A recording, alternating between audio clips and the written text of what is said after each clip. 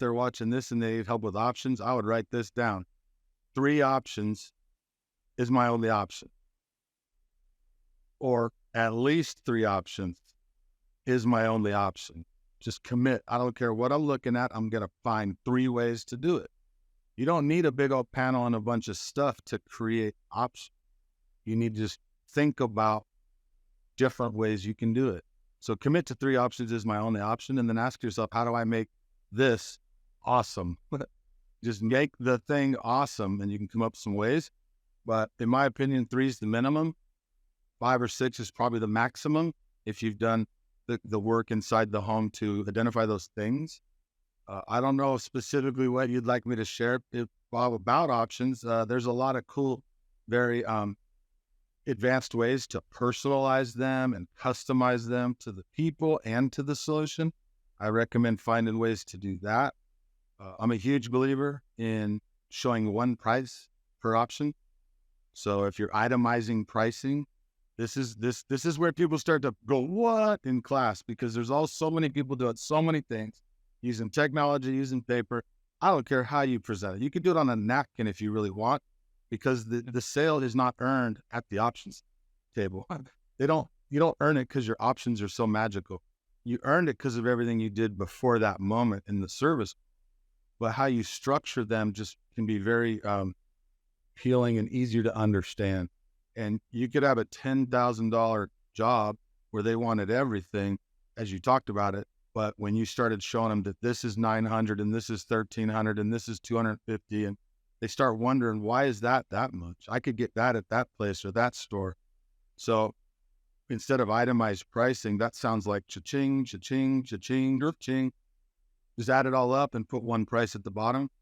Always, always show the monthly investment. You got to give them a payment. And when you do that, don't put your own personal belief system about any of financing or any of that stuff into your decision to show them, because about 17 out of 100 people can't even pay for a repair. They don't even have $1,000 to pull out of their pocket to fix anything. So we have to offer an easy way for them to afford the solution.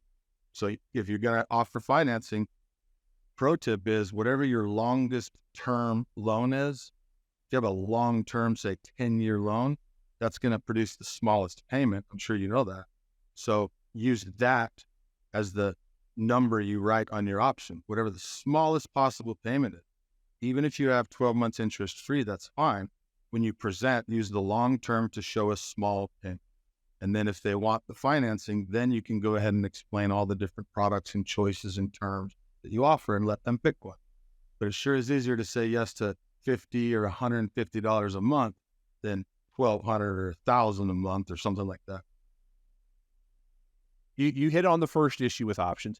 Make sure you do them all the time, because I'm always amazed by people that go, well, my guys were doing them for a while, then we kind of stopped. And I'm like, how does that happen? How do you allow that to happen? Well, the other thing also is I hear more and more is I've got guys that just kind of home run hit, right? They're swinging for the fences every time. They're either hitting the grand slam or they're striking out. Is their top option is for $30,000. The middle option's for 47 cents, and then the service fee almost there. So how do we keep people from, how do you kind of dream without giving all the cookies away, right? How do you teach people to build smart options? Are all, it's not that gigantic home run swing or nothing. How do you kind of coach people to work through that mess? Well, I don't mean to sound like a broken record, but everything comes back to mindset. And what I used to do is someone taught me. I probably shouldn't even say this on the channel. Sometimes we want the biggest one. That's what we want. We want the big one. We want the big. We want the. But when you adopt this mindset of, I only give great options, they're all great, and I'm happy with whatever you choose today, and you truly adopt that mindset, you'll stop writing one really big dream option that you hope they buy and a couple of smaller junky ones that you hope don't buy. You'll actually find a way to customize different solutions. They're all different in the sense of what's included. Some have more, some don't. Some have better items or guarantees than others. But Betty, whatever you choose today is a good option. And I'm happy to do it today. When you start thinking like that, you'll make your middle two options, your bottom options, they'll start becoming better options. So that's the first thing right there, is always design great options. And then if you do have a 30,000 on top, make it okay for them to say no. Like, Betty, I don't know if this option's for you or not, but we talked about it, so I included it. But you don't have to do it. These are great too. Whatever one you want is fine with me. They'll actually buy bigger options because they don't feel like you're pushing them into it.